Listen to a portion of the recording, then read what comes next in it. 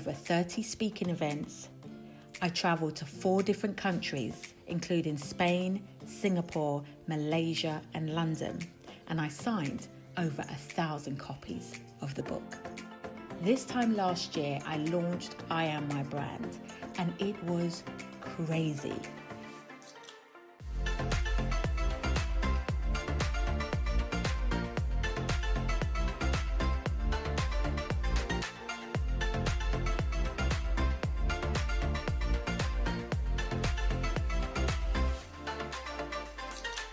People often ask me, like, how is it that I Am My Brand has done so well? It's because between myself and my team, we really ramped up the amount of activities that I did in the first few months. We kicked off October with me at a client's event on the 1st, and I was teaching the Gallagher staff around personal branding and leadership and the 8 pillars of brand success. Then I did my first book reading the very next day at Foyles in London. And that was really special because I had never read my book out loud in a public setting. And even though it was intimate, it was really powerful for me to be able to not only read, but get people's feedback and sign the books before the book had even officially come out. On the 3rd of October, Facebook asked me to come down to their offices, and I signed over 350 books for Facebook because the month before I had spoken at one of their women's conferences, and every delegate at that women's conference was given a free copy of my book that Facebook had purchased as a corporate client. So that was cool, going into their offices and kind of one after the other, just signing all of these books, trying to make sure that my signature didn't look too crazy by the end of it. That same day, I headed down to the BBC and did Jasmine Datiwala's interview on her program called The Scene. And that was fun. Jasmine asked me about what the book was about. We played a little game on radio, and I absolutely loved it. The official day that was the launch day was the 5th of October. And on that day, I did not one, but 2 major events. I was a keynote speaker at Red Smart Women's Week for Red Magazine. And it was so powerful because, first of all, it was the first time I'd done Red Magazine Smart Women. And so I was there amongst a kind of whole peripheral of amazing keynote speakers. I got to not only deliver a keynote, not only read the book, but also have people buy the book and sign the book for them. Then in the afternoon of that same day, I went and I was a keynote speaker at the UK Black Business Show in central London. There was over 2,000 people at UKBB, and speaking to a room of that size and seeing people being impacted by my I Am speech and getting a standing ovation, and then going and signing books, and people were literally just queuing for hours to get a copy of the book. It was overwhelming, but it was phenomenal, and it really showed me that I Am My Brand, it might just do okay. I then found myself by the 13th of October flying out to Marbella, Spain for the ICE conference. And the ICE conference is a kind of 4-day weekend in Spain for the luxury sector. And so I was a keynote speaker there for people who work in the hotels industry, in the events industry at really the highest level. I got to meet some phenomenal people. Plus I managed to sign and sell a whole bunch of books. Returning back to the UK towards the end of the month, by the 23rd of October, I was at Soho House.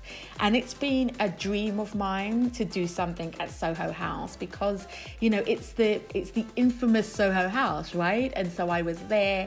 It was a very intimate crowd of kind of advertising executives and, you know, tech executive and creative entrepreneurs. And it was super cool to teach them about the 8 pillars of brand success and to read I Am My Brand to them.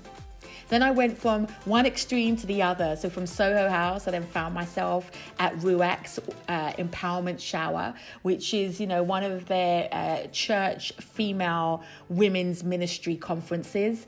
And there I could really talk about the book, but within the setting of what the Bible says and using my love and knowledge of the Bible to really bring the book alive. And then I finished the month of October at another book club, but this time in Birmingham in the UK, doing foils. And the demographic for foils was very different again, because these were people who, maybe couldn't afford me as a consultant, or maybe they wouldn't, buy a ticket to go to London and go to Red Magazine. And so it was really powerful delivering a speaking gig for them, and even having single mums in the audience and holding one of their babies as I was speaking. It was such a different crowd, but it felt so powerful and so impactful. By the time we got into November, I found myself doing a whole range of things, including Stylist Live, which was another one of those tick box moments. Stylist Magazine, it's so much of a fantastic publication. And there I was, on the main stage, keynote speaker. Plus I did a panel talk on the kind of smaller stage afterwards. And I also managed to sign loads and loads of books. So that was powerful, kind of young, cool, dynamic crowd. I was having fun with them, being very, very interactive. I went from Stylist Magazine to them being on the BAZAR Summit. So Harper's Bazaar's annual event, I was on their stage. And that was, for me, if I'm honest, a moment where I had a little bit of nerves, like, oh my God, what am I doing sitting next to Christina Blahnik, the CEO of Manola Blahnik? And what am I doing sitting next to the CEO of Dermalogica? And, what am I doing in this space with all these powerhouses of women? But it was great. I loved it. We did the photo shoot together, and BAZAR Magazine ended up giving me, a full page coverage in their magazine off the back of that event. Plus I signed the books and took pictures with the women, which was super, super cool. I went from BAZAR Magazine to the very next day being at Slaughter and May, which is a very respectful law firm, teaching these lawyers about the 8 pillars of brand success, and really giving them the nuggets of the book in terms of, as a lawyer, how do you develop your personal brand and leadership, and how do you expand your social capital. Then the 19th of November, I was back with the Gallagher Group, but this time doing some media training with their senior leaders. I took them to a fantastic venue in London and was teaching them how to actually come across with their personal brand on media.